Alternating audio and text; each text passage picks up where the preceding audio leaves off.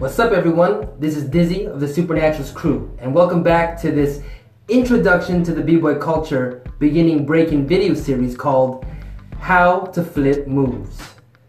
If you haven't yet watched episode 1, 2, or 3, please do so before continuing with this video. If you have already watched it, then let the lesson begin! Now that you understand the b-boy flavor and formula and know how to properly cipher, which has taught you what you need to work on, thus you are now working on or have found your technique, the next step is to begin using your creativity to flip and create as many variations of each move you learn. Your brain is a muscle, and the more you work it out, the stronger it becomes. Being original is an important value and aspect of breaking, where every b-boy and b-girl should seek to create their own moves. Those who do not use their own moves, or at least flip them, are what we call biters. A biter is one of the worst things to be labeled as in the breaking culture, because it means that all you do is copy. The universal sign for biting is the bite side. Although there are many biters in breaking today, there are many b-boys out there that incorrectly call bites on everything. Here I will show you how to flip moves that you can make them your own. There are 3 levels to flipping moves. The first level is to change the details. The second level is to change the dynamics. And the third level is to change the concept. First, let's start with changing the details, which should be the absolute minimum in each of the moves that you use in breaking. Even the most basic moves you learn in breaking, you should be changing the details to make it yours. For example, take a basic move like the baby freeze. You can change the move by simply changing the small details of it, such as how you place your hands or the way you place your legs. It can even be the way you position your head that makes the move yours. So every single move you do, you should, at the very minimum, be trying to change the simple details in it to make it yours. However, some people will still say something like, "Oh, you only changed the placement of your hand," which is the reason why I say that changing the details is the absolute minimum. Now, before I move on to the second level of flipping moves called changing the dynamics, I need to break down an important breaking concept. There are 3 parts to every move which can be flipped. First is the entrance transition into the move. Second is the actual move itself. And third is the exit transition out of the move. When you think about it, you can technically change all 3 parts to a move. But at a minimum level, you should at least change either the entrance, the move itself, or the exit. Now, the second level of flipping moves is what we call changing the dynamics of the move. This should be the average or standard of each b-boy or b-girl when it comes to flipping moves. So here, I will give you a special secret of mine that I use to easily flip moves. I call it the 8 basic ways to flip a move. Imagine that you could download an app, and every move you learn, you can record it, run it through the app, and it would create different possible variations of the move for you. For example, let's pretend that I just learned the baby freeze.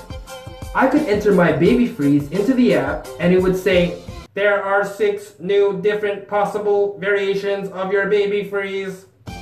Wouldn't that be freaking awesome? Well, this 8 basic ways to flip a move is a thinking technique that I use to create moves out of any single move that I learn.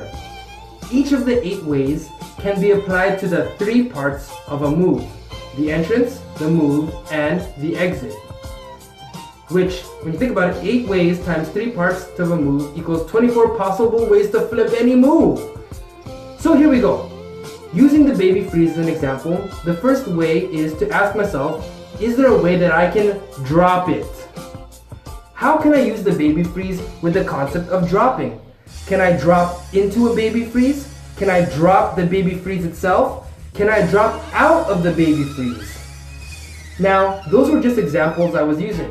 But you can do the same with any move you learn. Next is to ask yourself if you can spin it. which is pretty much self-explanatory. Can I spin into the baby freeze? Can I spin the actual baby freeze? Can I spin out of the baby freeze? The third is to slide it. Can I slide into a baby freeze? Can I slide the baby freeze itself? Can I slide out of the baby freeze? The fourth is my favorite, which is to thread it.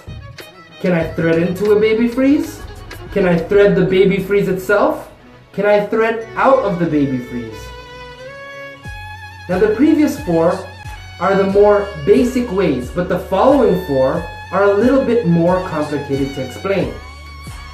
So the fifth way to flip a move is to rotate it, which means to take your exact move, but to literally flip, rotate, or turn over the move in order to create a brand new one. For example, one of my first freezes was a head freeze, holding my foot and my other hand on my hip. I flipped this freeze by doing the exact same freeze, but on my elbow. So an example of a rotated baby freeze would be doing the same move, but on your head, for example. Now another example I can give is a Lego leg, taking the exact same movement, but doing it upside down. Now the sixth way to flip a move is to risk it, which is adding an element of danger or risk of injury, something that might even be painful. The seventh way to flip a move is to lift it, which is my personal weakness. It's about lifting into a move, or lifting the move, or lifting out of the move. And the eighth and last basic way to flip a move is to bend it, which involves flexibility. Not everyone is flexible, and those who are usually have special flexibility in certain areas. For me, my knees are the most flexible, so I could simply create a baby freeze by bending it. So to recap, those 8 ways to flip a move are to drop it, spin it, slide it, thread it, rotate it, risk it, lift it, and bend it. I turned the 8 ways to flip a move into a jingle so I can easily remember it. Drop it, spin it, slide it, thread it, rotate it, risk it, lift it, bend it. Drop it, spin it, slide it, thread it, rotate it, risk it, lift it, bend it. Whenever you have a move and you want to flip the move, you can simply go through the list of the 8 basic ways to flip the move to find as many variations as possible. Don't forget, you can also apply those 8 ways to the 3 parts of the move, which is, once again, the entrance, the move itself, and the exit transition. The third and highest level of flipping moves is to change the concept. However, that is a lot more advanced and requires you to have already learned and created as many moves and variations as possible. So I'll be saving that for a future episode. So to recap, there are 8 basic ways to flip any and every move, which can be applied to the 3 parts of a move.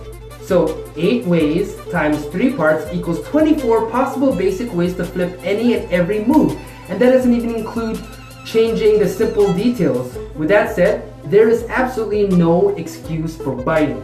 And with that said, there are so many moves in b-boying to work with, and I have just given you the basic tools to create with.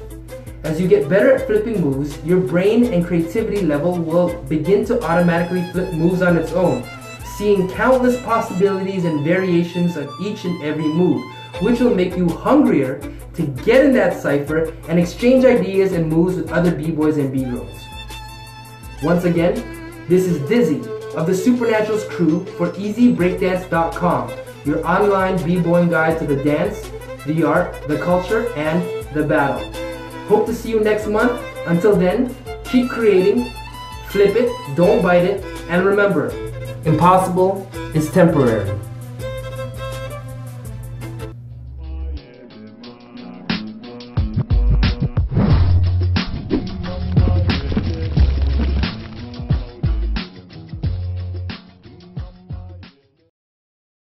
Drop it, spin it, slide it, thread it, rotate it, risk it, lift it, bend it. Drop it, spin it, slide it, thread it, rotate it, risk it, lift it, bend it. Drop it, spin it, slide it, thread it.